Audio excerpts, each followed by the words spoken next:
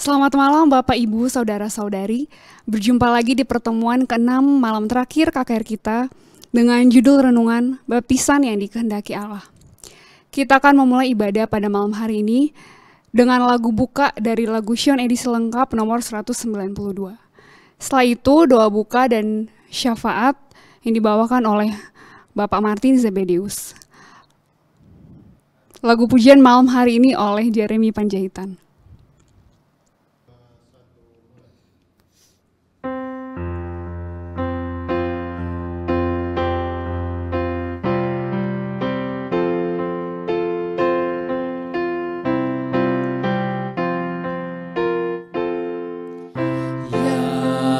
Suci yang benar, pimpinlah dengan sabar. Kami mohon tangan-Mu, tuntun dengan kuasa-Mu. Jiwa kami yang benar, pimpinlah jangan sesat. Bisiklah hai yang lemah, ikut aku ke surga. Bila selesai kerja, kami nantikan surga dan memandang hanyalah negeri suci yang bakal darah Yesus sucikan dosa dan kesalahan. Bisiklah hai yang lemah, ikut aku ke surga.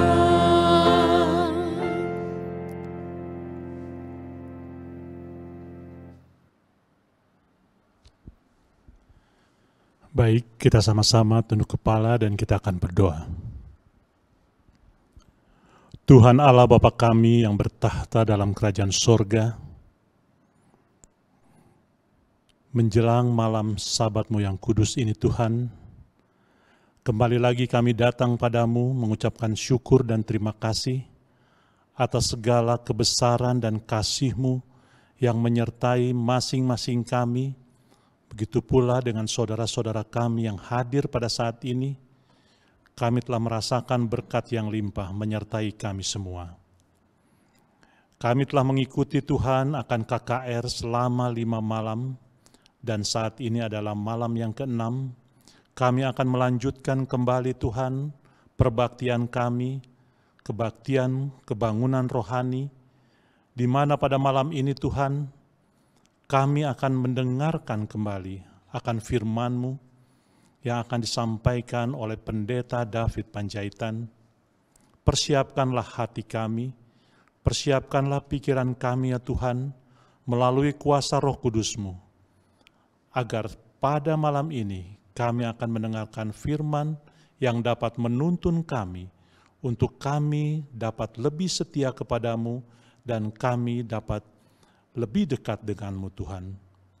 Dan juga pada saat ini Tuhan, secara khusus kami mendoakan saudara-saudara kami yang telah mendengarkan akan pekabaran kebenaran ini, dapat mempersiapkan hati, dan juga Tuhan kami rindu jika ada yang ingin menyerahkan diri mereka untuk kebenaran-Mu ini Tuhan, kami percaya Roh Kudus-Mu yang akan selalu menggerakkan hati saudara-saudara kami, sehingga pada saatnya nanti mereka pun dapat menyerahkan kehidupannya ke dalam tangan-Mu dan dapat mengikuti akan kebenaran-Mu.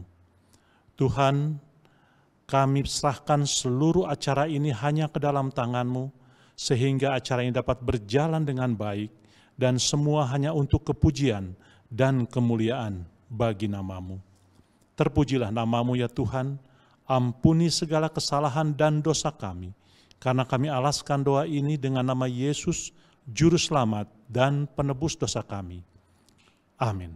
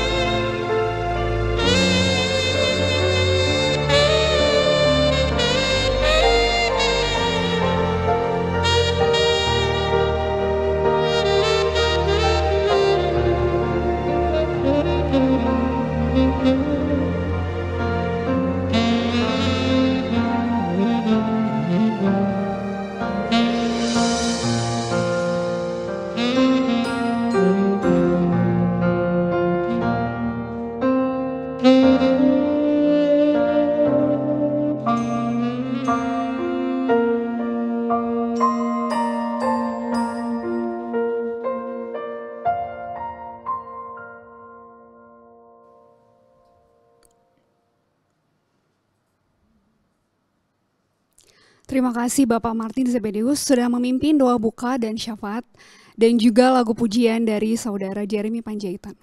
Kita akan bersama menyanyikan lagu tema kita, Setialah Saudara. Judul pembahasan malam ini adalah Baptisan yang dikehendaki Allah yang akan disampaikan oleh Pendeta David Panjaitan.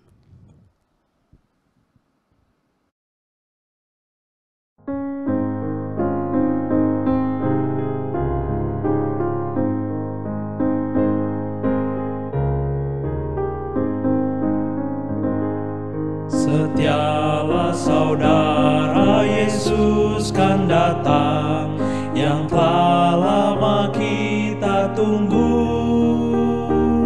Segera kita masuk ke rumah mulia, nyanyikan lagu kemenangan.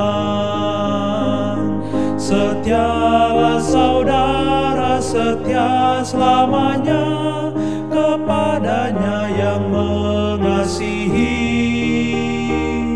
dengan kasih yang kekal dan terindah. Dialah Tuhan penebusmu. Setialah saudara, setia selamanya kepadanya yang mengasihi, dengan kasih yang kekal dan terindah. Dialah Tuhan penebusmu.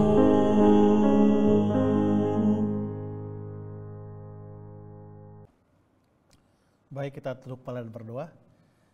Tuhan, kami akan memulai pembicaraan malam ini. Tetaplah bersama kami agar apa yang kami bicarakan bisa kami mengerti dan menambah pengetahuan kami tentang firman Tuhan, dan juga menghangatkan rohani kami ya Tuhan. Dalam nama Tuhan Yesus kami berdoa dan ucap syukur. Amin. Baik, kembali selamat petang menuju malam bagi seluruh pemirsa yang telah tergabung di Zoom Jemaat Rumah Sakit Advent Bandung. Hampir setiap malam saya perhatikan banyak saudara-saudara yang tergabung, khususnya dari panti asuhan yang ada di Sumatera Utara. Salam untuk saudara-saudara yang ada di sana. Saya percaya apa yang telah kita pelajari setiap malamnya akan menghangatkan rohani kita. Kita sekarang sudah tiba di malam yang ke-6 dari rangkaian kebaktian kebangunan rohani kita yang sudah kita laksanakan sejak hari Minggu yang lalu, di mana malam pertama Bapak Joko menceritakan atau mengabarkan bagaimana pentingnya sebuah pengharapan. Seseorang bisa hidup bertahan oleh karena sebuah pengharapan, dan Tuhan memberikan pengharapan yang pasti. Lalu malam kedua kita mempelajari satu pelajaran yang disampaikan oleh Dr. Alvin Rantung, bagaimana rumah tangga yang diinginkan oleh Allah kita. Lalu malam ketiga kita juga membicarakan satu pelajaran yang menarik dari Dr. Roy Sarumpait yang mengingatkan kita bahwa sebenarnya Allah telah memberikan rumus makanan yang seharusnya kita konsumsi. Tetapi oleh karena dosa yang ada, sehingga makanan yang seharusnya kita konsumsi itu menjadi ada perubahan sedikit. Lalu malam yang keempat, Ibu Melati mengingatkan kita, Ibu Melati Samosi mengingatkan kita bahwa persembahan apakah yang Tuhan inginkan, yang Allah kita kehendaki. Persembahan itu adalah sesuatu yang kita berikan untuk Tuhan, bukan untuk menyogok Tuhan, tapi untuk mengekspresikan rasa terima kasih kita atas apa yang Tuhan telah berikan kepada masing-masing kita. Dan kemarin malam, Bapak Beni Pasuhuk mengingatkan kita hari ibadah apa yang Allah inginkan. Nah, kemarin disinggung bahwa hari itu adalah hari ke-7, 7th day, dan hari ke-7 itu disebut Sabat. Sabat itu adalah hari beristirahat. Jadi Allah menyediakan satu waktu bagi kita untuk beristirahat dari pekerjaan kita, dan hari itu adalah hari ke-7. Memang sering orang dibingungkan hari ke-7 itu hari apa. Kalau kita merujuk kepada apa yang dikatakan firman Tuhan, dari pengalaman pada waktu Yesus dibangkitkan, atau pada waktu Yesus bangkit dari kubur, Alkitab mengatakan bahwa pagi-pagi benar hari pertama minggu itu. Jadi hari pertama itu adalah hari Minggu, first day.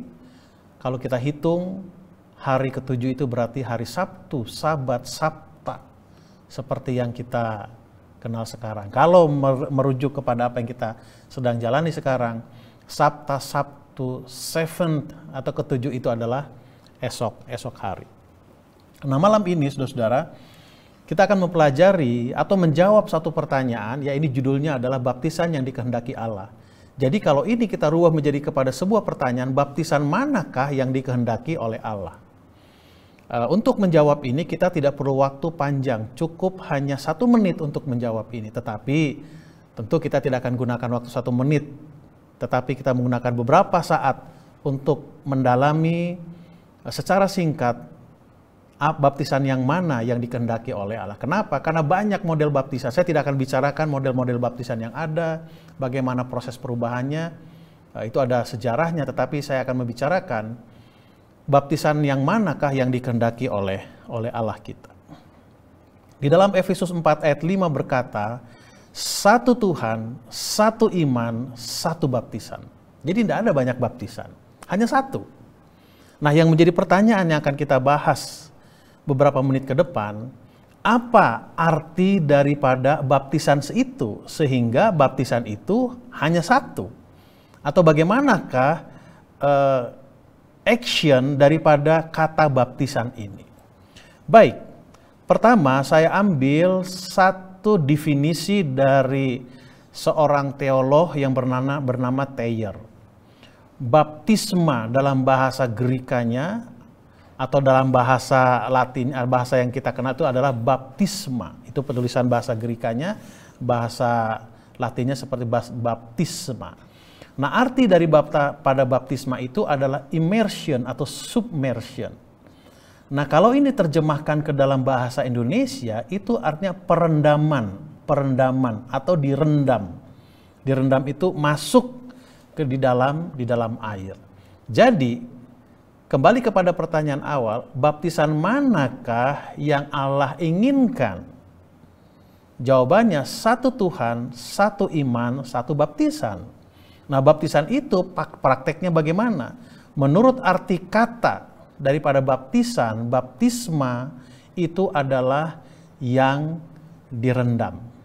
Artinya, baptisan yang diinginkan oleh Allah kita itu adalah baptisan yang sesuai diajarkan Alkitab, yaitu dengan cara diselamkan, direndam, dimasukkan ke dalam air.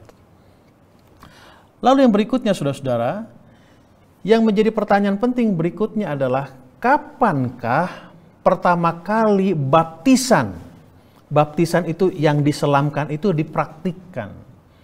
Memang kalau kita mempelajari buku Perjanjian Baru, praktek baptisan itu muncul di Perjanjian Baru pada saat peristiwa Yohanes Pembaptis, di mana Yohanes banyak membaptiskan, termasuk Yesus juga dibaptiskan oleh Yohanes. Dengan cara bagaimana? Dengan cara diselamkan. Nah, sekarang pertanyaannya saudara-saudara adalah, dari manakah Yohanes Pembaptis mengambil contoh bahwa baptisan itu adalah yang diselamkan, bukan hanya dari kata-katanya saja, arti katanya saja. Baik, saya ambil satu ayat saja. Sebenarnya banyak ayat di Alkitab, khususnya Perjanjian Lama, yang menceritakan tentang baptisan yang diselamkan. Tetapi saya mengajak kita untuk melihat satu ayat dari Imamat 14 ayat yang ke-8. Bunyinya demikian, orang yang akan ditahirkan itu haruslah mencuci pakaiannya, mencukur seluruh rambutnya, dan membasuh tubuhnya dengan air. Maka ia menjadi tahir. Sesudah itu ia boleh masuk ke dalam perkemahan, tetapi harus tinggal di luar kemahnya sendiri 7 hari lamanya. Saya lebih suka dalam bahasa Inggrisnya. Ini saya ambil dalam Alkitab King James Version. Saya lingkari di sana, membasuh tubuhnya dengan air. Kalau kita hanya menggunakan bahasa Indonesia saja, dengan air itu bisa dilap, bisa dipercik, bisa disiram, dan lain sebagainya. Tetapi dalam bahasa Inggrisnya, terutama King James Version, and wash himself in water. In itu berarti seseorang itu berada di dalam apa? Di dalam air itu. Jadi, pertanyaannya, kapankah pertama kali baptisan diselamkan itu dipraktekkan? Yaitu pada zaman Israel dulu. Tercatat di dalam buku Imamat 14 ayat yang ke-8. Ya, seperti yang saya katakan, kalau dalam bahasa Indonesia itu dengan. Kalau terjemahkan dalam bahasa Inggris berarti with, kan kira-kira begitu. Tapi dalam King James Version dikatakan himself in water. In itu artinya apa? Di dalam. Sudah terjawab. Nah sekarang pertanyaan yang berikutnya saudara-saudara. Apa tujuannya mandi di dalam air itu? Kembali, Imamat 14 ayat yang ke-8. Saya ulangi membacakan ayat ini. Orang yang akan ditahirkan itu haruslah mencuci pakaiannya, mencukur seluruh rambutnya, dan membasuh tubuhnya dengan air. Maka ia menjadi tahir. Dalam bahasa Inggrisnya, that he may be clean. Clean itu bersih. Atau dalam bahasa lainnya itu adalah apa? Tahir. Oke. Saya mau ceritakan sedikit latar belakang daripada Imamat pasal yang ke-14. Buku Imamat ini banyak mencatat aturan-aturan main yang harus diikuti, dilakukan oleh orang Israel kuno. Salah satu aturan main itu adalah tentang penyakit kusta. Saudara boleh baca Imamat pasal 14 secara keseluruhan nanti setelah acara kita ini selesai. Jadi begini alur ceritanya saudara-saudara. Apabila ada seseorang Israel, di kulitnya ada bintik putih, lalu orang ini harus pergi menghadap imam. Setelah diperiksa oleh imam, imam katakan, oke, ini kamu terindikasi terkena penyakit kusta. Jadi yang harus dilakukan adalah seseorang ini harus meninggalkan rumahnya selama 7 hari. Dia keluar, tinggal di luar rumah. Nah pada hari yang ke-8, orang ini datang kembali kepada imam. Kalau bercak putihnya itu tetap atau mengecil, oh berarti kamu bukan penyakit kusta, boleh bergabung dengan keluarga kembali. Tetapi apabila bercak putih itu semakin melebar, maka imam menyatakan orang ini terkena penyakit kusta. Yang akan dilakukan oleh imam kepada orang itu adalah mereka bukan hanya meninggalkan rumahnya, tapi mereka harus meninggalkan lingkungannya atau berada di luar kota. Karena zaman dulu kota itu dikelilingi benteng, jadi mereka harus berada di luar itu. Satu contoh saudara-saudara, ingat pada waktu Yesus menyembuhkan 10 orang berpenyakit kusta, menjelang masuk kota itu, 10 orang kusta itu berdiri jauh-jauh. Artinya apa yang terjadi dalam perjanjian baru sejalan dengan apa yang terjadi di dalam buku Imamat. Nah, kembali kepada yang kusta tadi. Nah, setelah orang itu keluar dari lingkungannya, dari kota atau berada di luar kota, orang itu harus mengganti bajunya. Kalau dalam bahasa modern sekarang mungkin dia menggunakan baju pasien. Lalu kemana mereka pergi? Bertemu dengan orang yang sehat, yang clean, yang bersih, tahir, maka orang itu akan berteriak mengatakan najis, najis, najis. Nah, tolong perhatikan ini. Apabila sekali waktu orang itu melihat bahwa bercak putihnya mulai berkurang, maka yang dilakukan oleh orang itu adalah kembali pergi kepada imam. Bertanya, ini nih, oh iya, ingat Yesus pergi menyuruh 10 orang itu menghadap kepada siapa? Kepada imam. Kembali kayak itu, imam, oke, sepertinya kamu ini sudah ada tanda-tanda kesembuhan. Oke, silahkan kamu boleh masuk ke dalam kota, tetapi belum boleh bergabung dengan keluarga. Tunggu 7 hari lagi. Ingat waktu COVID karantina minimal 7 hari, bukan? Hebat Alkitab kita ini. Nah setelah itu, setelah hari ke-8 diperiksa. Oh, apabila itu bercak putih itu hilang, maka orang ini menghadap imam, lalu imam akan mengatakan kepada orang ini bahwa kamu sudah sembuh. Kamu sudah boleh bergabung dengan keluargamu. Apa yang harus dilakukan? Ini ayat 8 Imamat 14.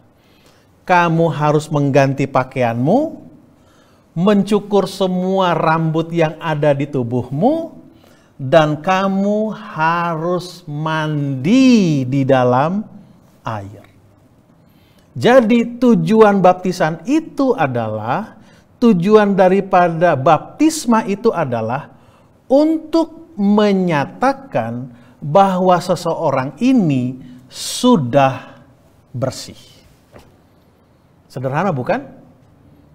Apa tujuan daripada baptisan itu? Menunjukkan bahwa seorang ini sudah bersih atau sudah layak.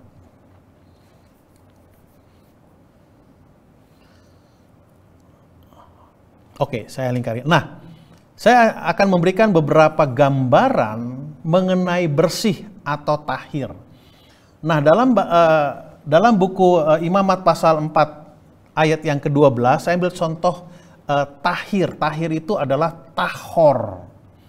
Nah, tahor atau tahir ini di dalam bahasa Ibrani kunonya itu adalah gambar orang dan keranjang, yang artinya adalah containment, atau a wall that contains one for protection or as a jail.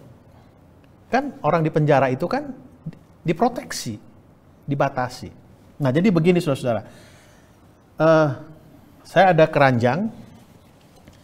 Jadi arti kata tahir itu adalah, ini ada, anggaplah ini, ya ini hand sanitizer.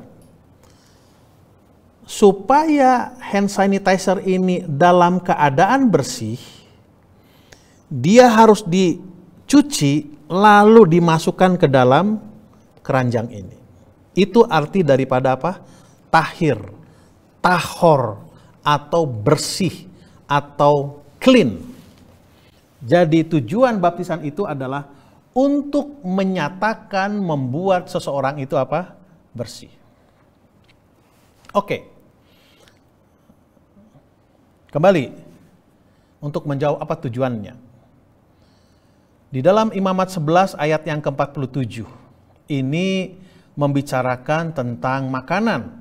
Kalau saudara-saudara ingat, apa yang disampaikan oleh Dr. Roy menyinggung ayat ini. Nah, ayat 47 Imamat pasal yang ke-11, yakni untuk membedakan antara yang najis dengan yang tahir, antara binatang yang boleh dimakan dengan binatang yang tidak boleh dimakan. Jadi dalam bahasa asingnya, adalah bahasa Inggrisnya, najis itu adalah unclean. Tahir itu atau tidak najis itu adalah clean. Atau dalam bahasa lainnya, clean, tahir itu artinya layak untuk dimakan. Unclean, najis artinya tidak layak untuk dimakan. Jadi, kembali kepada peristiwa Imamat pasal ke-14. Apa tujuan daripada membasuh dengan air, masuk ke dalam air itu? Ya. In water. Wash himself in water. Tujuannya adalah untuk melayakkan orang itu kembali bergabung dengan orang-orang yang tidak terkena penyakit kusta, bahkan bergabung dengan keluarganya. Itu pengertian atau tujuan daripada apa? Baptisan itu. Oke. Kembali saya ambil tulisan dari Thayer. Apa tujuan baptisan? Tentang baptisan Yohanes.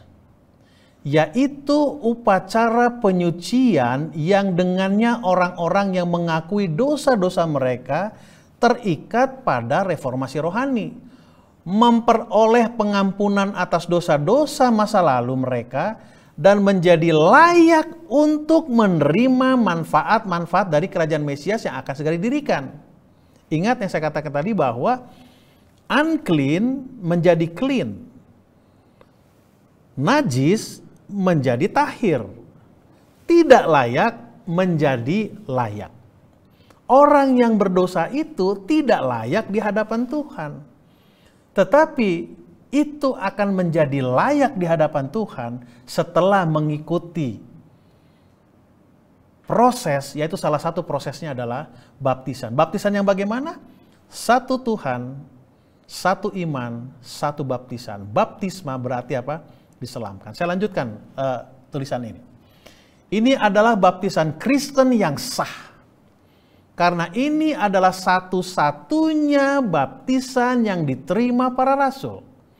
Dan tidak ada catatan dimanapun bahwa mereka pernah dibaptis ulang setelah Pentakosta.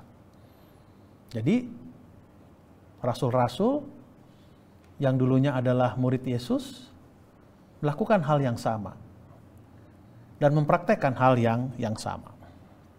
Lalu berikutnya, kembali apa yang dikatakan oleh Thayer.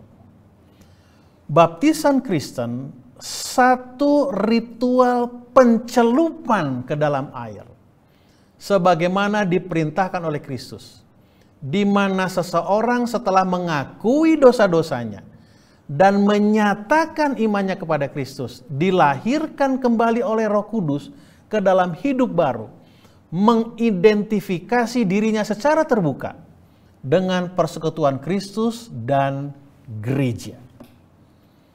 Jadi di sini ada beberapa poin penting mengenai tujuan daripada baptisan itu. Salah satunya adalah persekutuan dengan Kristus dan persekutuan dengan gereja. Oke, kita akan jawab pertanyaan yang berikutnya. Siapa yang layak mendapatkan baptisan?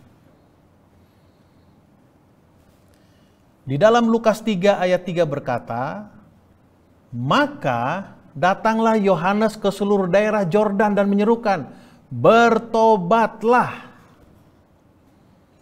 berilah dirimu dibaptis, dan Allah akan mengampuni dosamu. Lalu Kisah Para Rasul 2 ayat 38, jawab Petrus kepada mereka, bertobatlah, dan hendaklah kamu masing-masing memberi dirimu dibaptis dalam nama Yesus Kristus untuk pengampunan dosamu, dan kamu akan menerima karunia Roh Kudus. Jadi untuk menjawab pertanyaan, siapa yang layak mendapatkan baptisan? Yang layak mendapatkan baptisan itu adalah setiap orang yang sudah bertobat. Nah, pertanyaan berikutnya adalah, apa artinya bertobat? Pengertian sederhana saja, saudara-saudara. Bertobat itu prakteknya seperti ini. Contoh.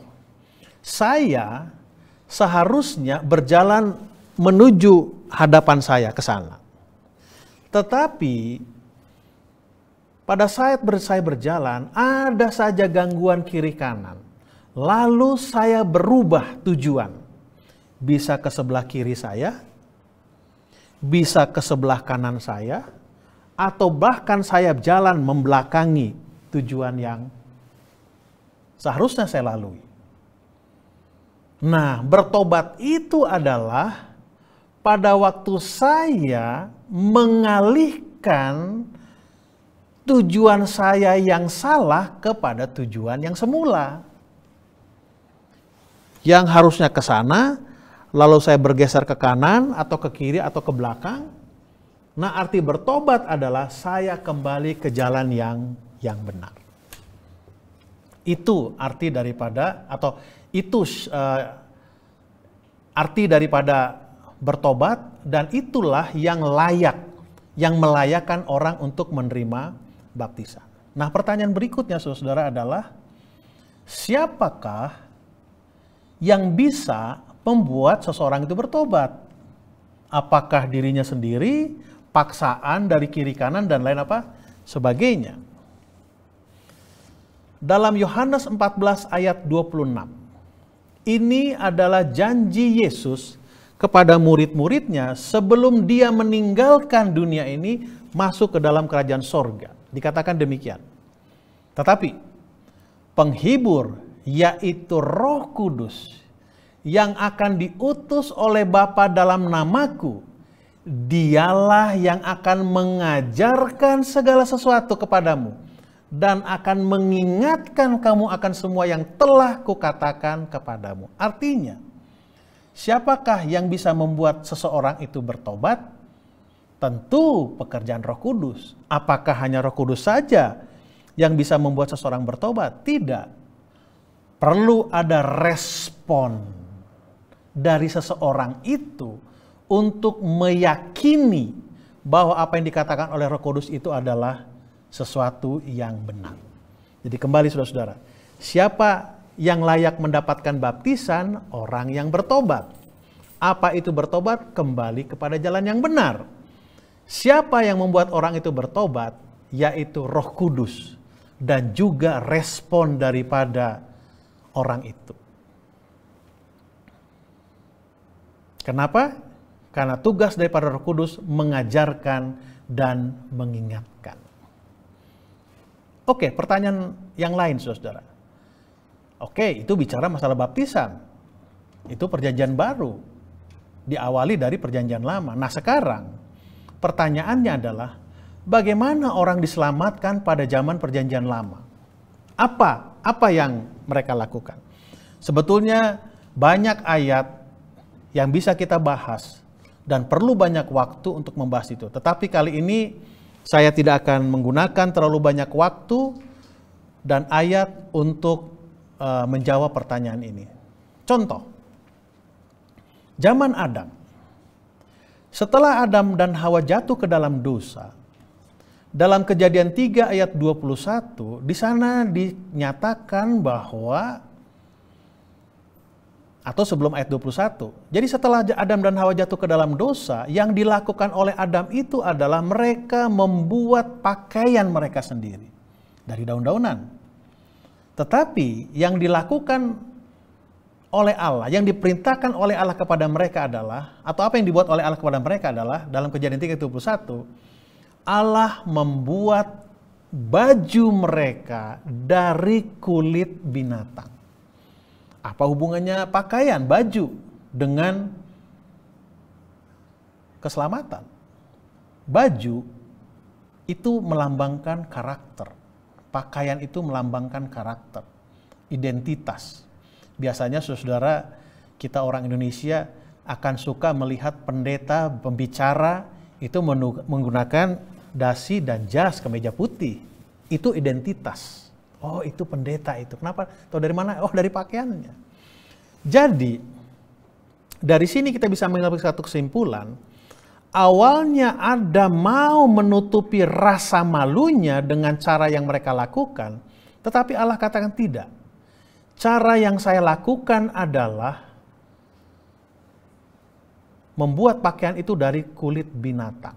Dengan kata lain, untuk menutupi rasa malu Adam dan Hawa, untuk menutupi ketidaklayakan Adam dan Hawa di hadapan Tuhan, Tuhan membuat pakaian dari kulit binatang. Pertanyaannya, binatang yang manakah? Kalau kita merujuk kepada Kejadian pasal yang keempat, Kain dan Habel, saya pikir saudara tahu cerita itu. Yang dilakukan oleh Habel adalah mempersembahkan korban dari anak domba.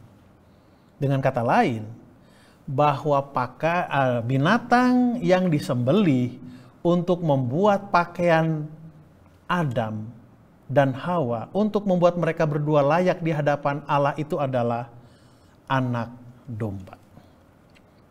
Abraham, kita sama-sama tahu, saudara boleh baca nanti Kejadian 2:17, kemana Abraham pergi, Allah menampakkan dirinya, lalu Abraham mendirikan mezbah, dan di atas mezbah itu ada korban, yaitu anak domba. Ini perlu perhatian khusus. Zaman Musa. Kalau saudara-saudara ingat pengalaman Musa dan bangsa Israel berada di tanah Mesir. Mereka ada sekitar 400 tahun di sana. Lalu Tuhan memilih Musa untuk memimpin bangsa itu. Lalu sebelum mereka meninggalkan Mesir menuju tanah Kanaan, ada satu peristiwa yang terjadi, yaitu 10 tulah. Kita bukan membahas 10 tulah. Pada saat tulah ke-9 selesai, akan masuk tulah ke-10, ada satu pasal dalam Keluaran pasal 12, menceritakan satu perintah. Saudara boleh baca nanti di dalam Keluaran pasal 12. Jadi Tuhan perintahkan atau Allah perintahkan kepada Musa. Musa, beritahu kepada bangsa itu. Lakukan seperti ini. 1. Ambil anak domba jantan umur 1 tahun. Tidak ada cacatnya. Karantina. Lalu sore hari potong. Kenapa?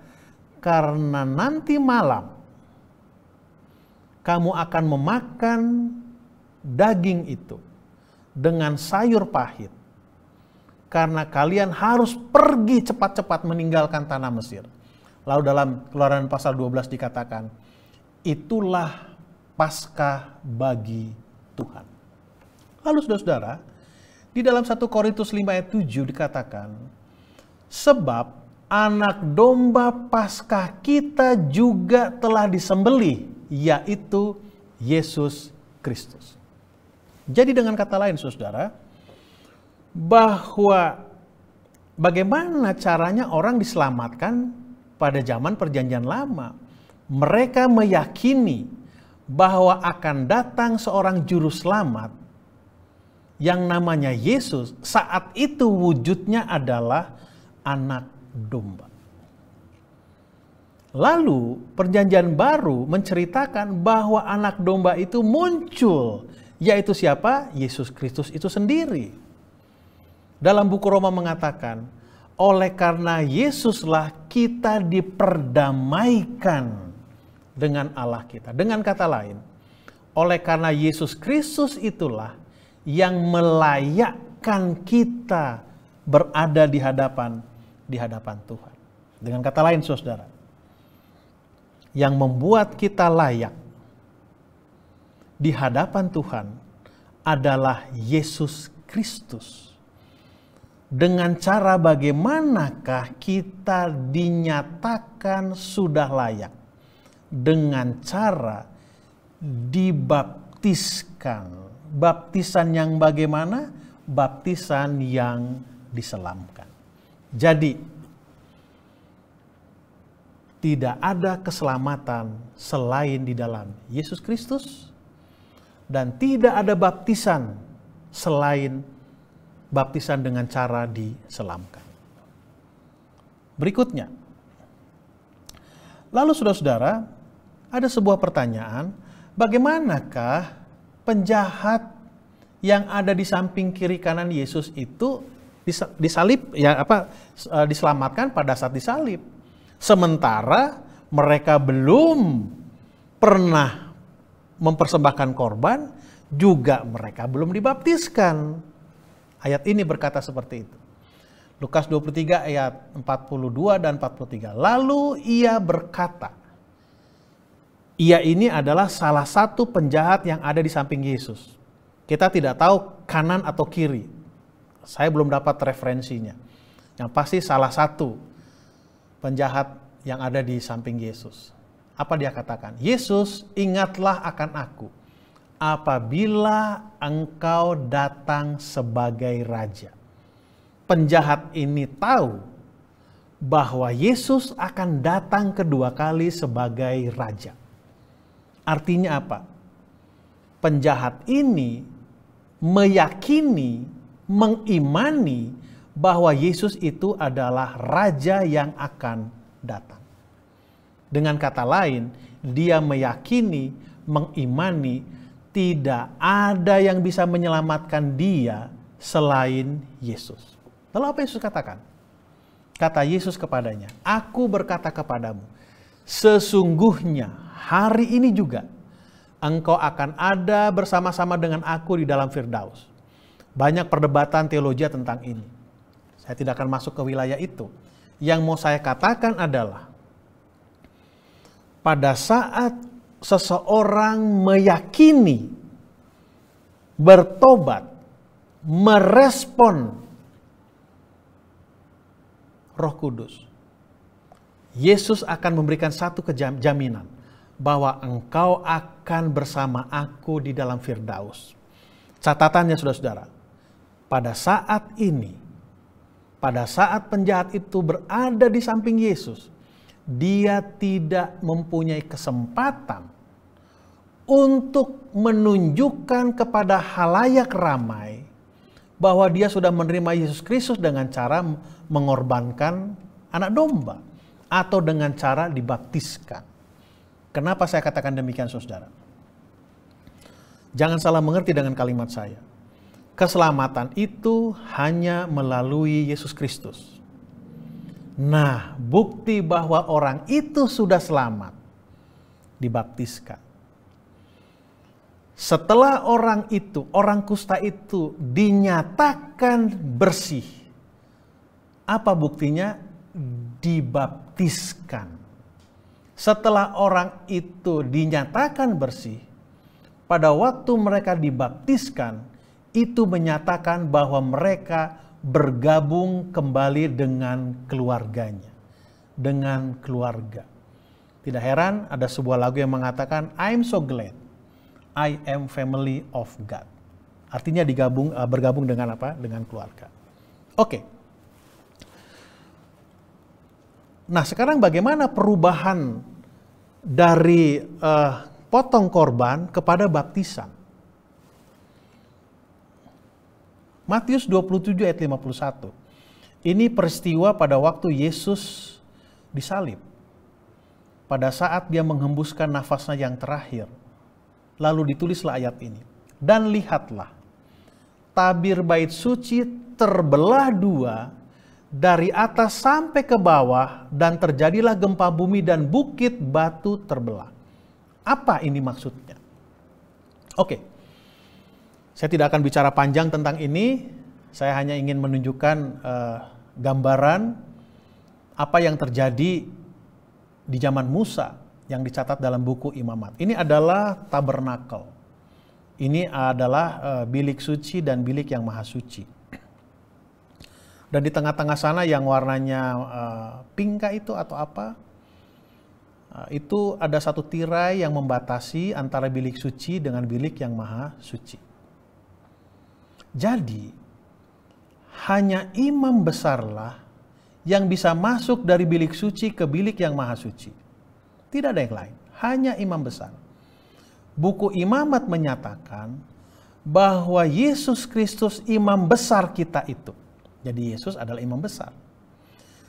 Setelah Yesus mati di atas kayu salib, lalu peristiwa tirai itu terbesar, veil itu terbelah, itu mengartikan bahwa sistem upacara Ka'bah, khususnya korban bakaran, semua korban bakaran, itu sudah tidak berlaku lagi. Kenapa? Karena sistem itu, lambang itu sudah digenapi melalui kematian Yesus Kristus. Seperti yang saya ambil tadi dari 1 Korintus 5 ayat yang ke-7. Anak domba Paskah itu, yaitu Yesus Kristus, telah mati tersembelih. Baik, kita masuk kepada kesimpulan, saudara. Yang manakah baptisan yang dikehendaki oleh Allah? Satu Tuhan, satu iman, satu baptisan. Baptisan yang bagaimana? Diselamkan. Kenapa banyak model baptisan sekarang yang terjadi? Saya tidak akan bahas itu. Itu ada historinya dan sebagainya. Tetapi Alkitab katakan diselamkan. Lalu yang kedua, tanda atau bukti menerima keselamatan melalui kematian Yesus Kristus. Dengan cara apa? Dibaptiskan. Lalu yang ketiga, tanda memasuki sebuah perkumpulan atau jemaat atau keluarga. Tair juga katakan itu tadi. Menerima Yesus dan juga apa? Bergabung dengan sebuah jemaat atau gereja.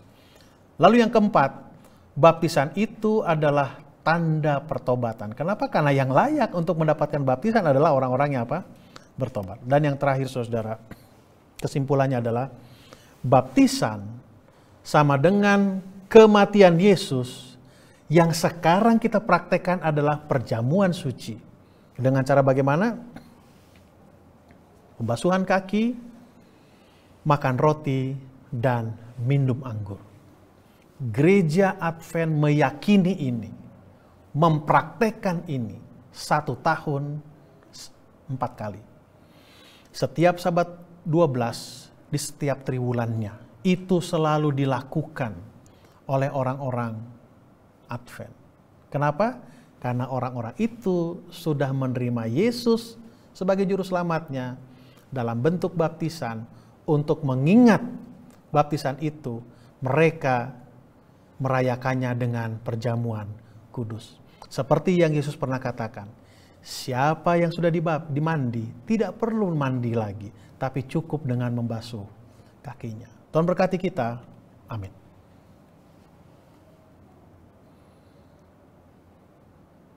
Terima kasih Pendeta David Panjaitan atas firman yang sudah dibagikan bagi kita semua.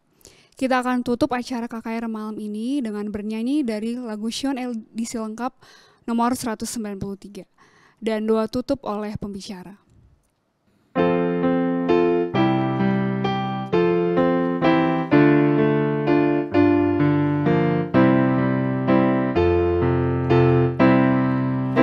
Roh suci tuntunlah aku, sucikanlah hatiku, hadiratmu di hatiku, mari penuhi aku, penuhi hatiku, Yesus penuhi aku dengan hadirat-Mu ya Allah, penuhilah jiwaku, sucikan dan selamatkan, penuhilah jiwaku, pedih hatiku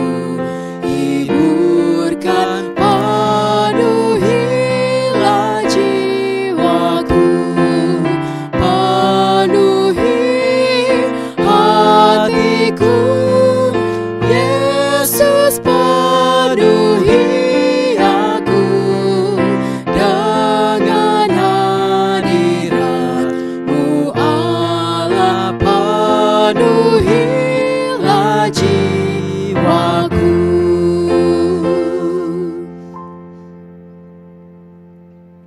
Baik, kita tunduk kepala dan berdoa.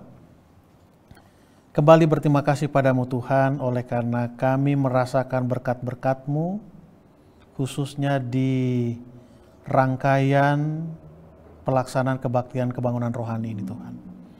Mulai dari malam pertama hingga malam ini, kami percaya setiap pekabaran yang telah disampaikan akan menambah pengetahuan kami, akan menambah kehangatan rohani kami, dan kesiapan kami untuk menyambut kedatangan-Mu yang tidak lama lagi ya Tuhan.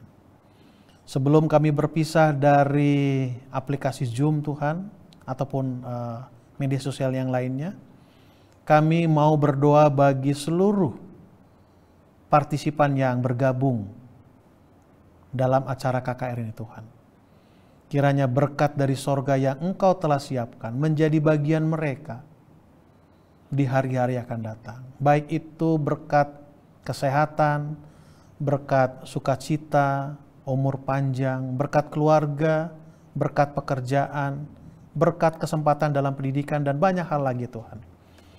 Dan kiranya mereka diingatkan bahwa Engkau adalah Allah yang mencintai setiap orang, yang menginginkan setiap orang untuk selamat ya Tuhan, dan yang memberikan kebutuhan setiap orang sesuai dengan rencana-Mu ya Tuhan. Terima kasih Tuhan atas kesempatan ini. Pertemukan kami sekali waktu dalam suasana yang lebih baik dari saat ini ya Tuhan. Di dalam nama Tuhan Yesus kami berdoa dan mengucap syukur. Amin. Besok kita akan beribadah dengan jadwal yang akan disesuaikan. Firman Tuhan besok pagi dengan judul Jalan Keselamatan yang Dikehendaki Allah yang dibawakan oleh Pendeta Dadan Wahyu. Selamat malam, Tuhan memberkati. Dia